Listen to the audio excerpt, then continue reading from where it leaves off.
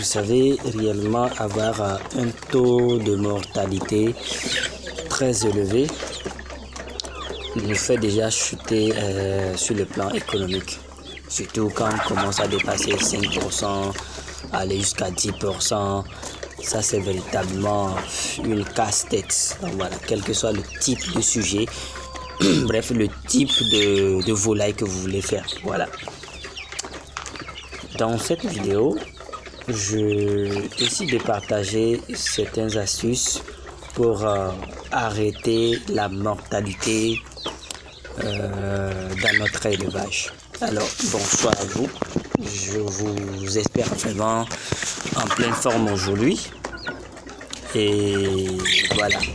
Si c'est pour la première fois que vous êtes là sur cette chaîne, voilà, je vous souhaite la bienvenue. Je suis fidèle, jeune entrepreneur, responsable de la société Dra Consulting Sal, en fait, qui est un cabinet de conseil d'expertise agricole et agrobusiness. Donc voilà. Et je t'invite surtout à écouter jusqu'à la fin parce que là, je vais faire sortir certains traits vraiment caractéristiques que j'ai observé dans mon élevage et aujourd'hui qui m'a permis de limiter les mortalités au sein de mon élevage, bien sûr. Surtout, je t'invite aussi à t'abonner à cette page, à aussi le partager parce que j'en suis sûr que quelqu'un d'autre aussi quelque part en aura pleinement besoin. Donc, voilà. Alors, ce que vous devez savoir, c'est que quoi? Quelles sont réellement les origines des maladies au niveau des volailles?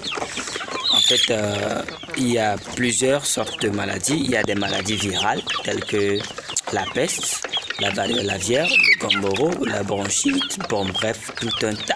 Voilà. Il y a des maladies parasitaires causées par des parasites.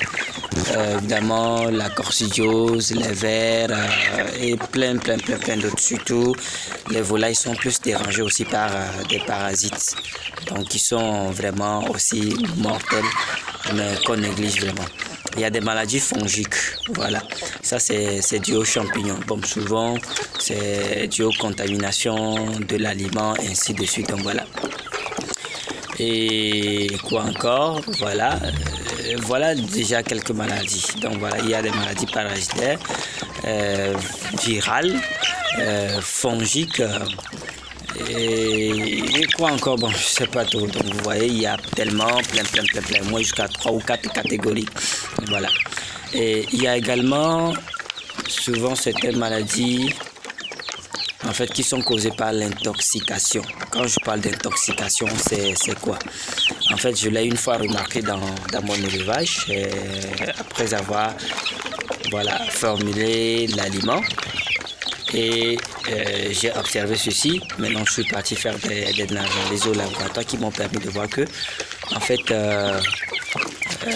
mon aliment était toxique. Donc voilà. Et ça venait d'où? Premièrement, vous savez, les produits, surtout quand vous êtes votre propre producteur, ça vous sécurise. Je prends le cas du maïs par exemple.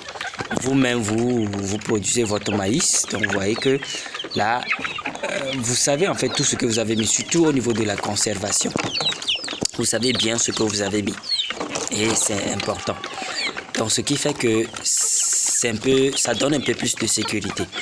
Mais très souvent, nous achetons, disons, du maïs auprès des revendeuses, auprès des producteurs agricoles, c'est-à-dire à bord champ, ainsi de suite.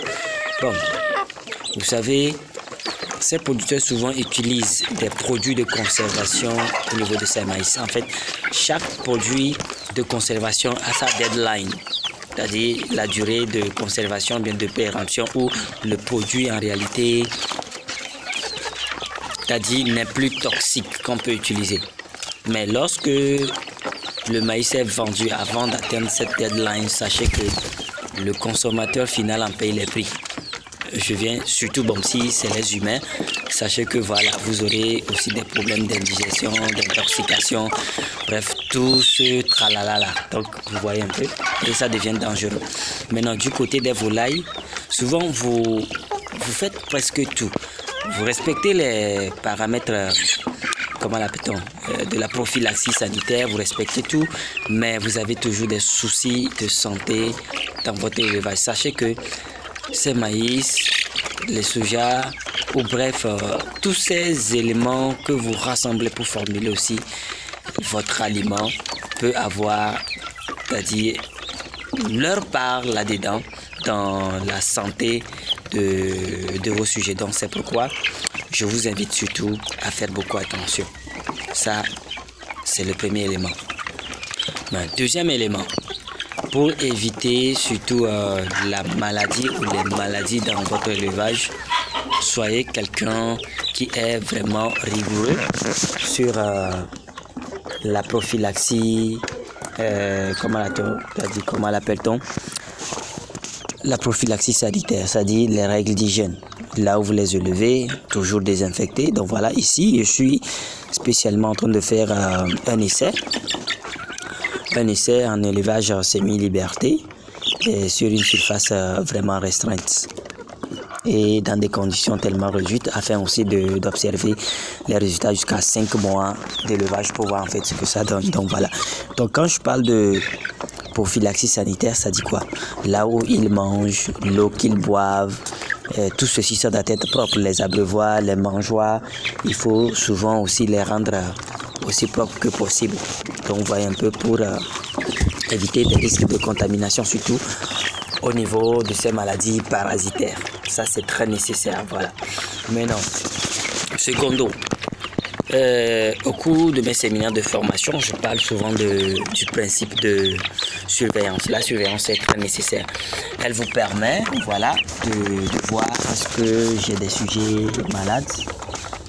Est-ce que dans mon lot, même si vous avez un lot de 100 sujets, 200 sujets, 1000 sujets, de temps à autre, allez observer, regardez vos sujets, comment ils se comportent. Comment ils se comportent par rapport à, est-ce que si vous trouvez un sujet qui a l'air malade un jour, parmi même les 1000, il faut le faire sortir immédiatement.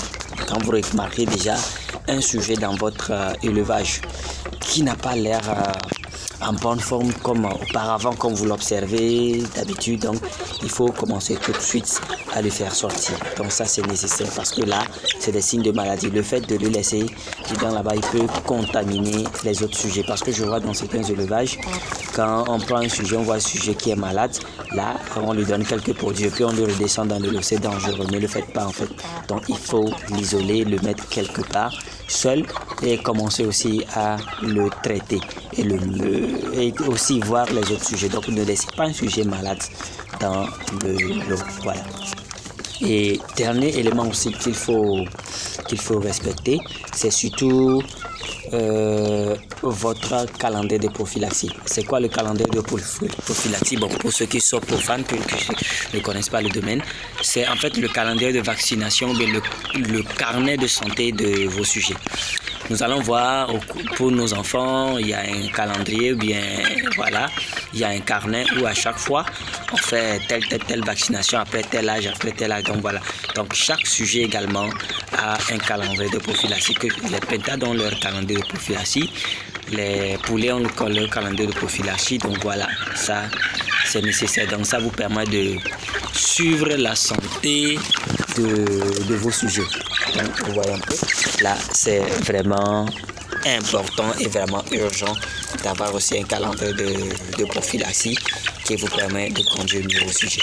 Donc voilà déjà ce que j'ai pleinement voulu partager avec vous dans cette vidéo, surtout par rapport à l'élevage de nos volailles ou bien voilà de nos animaux. Voilà, alors on s'arrête ici. J'espère que cela va pleinement vous aider et aider aussi quelqu'un d'autre. Alors si vous aussi vous le pensez, je vous invite à partager aussi la vidéo pour que d'autres personnes puissent en bénéficier. Alors on se dit à la prochaine. Ciao, ciao.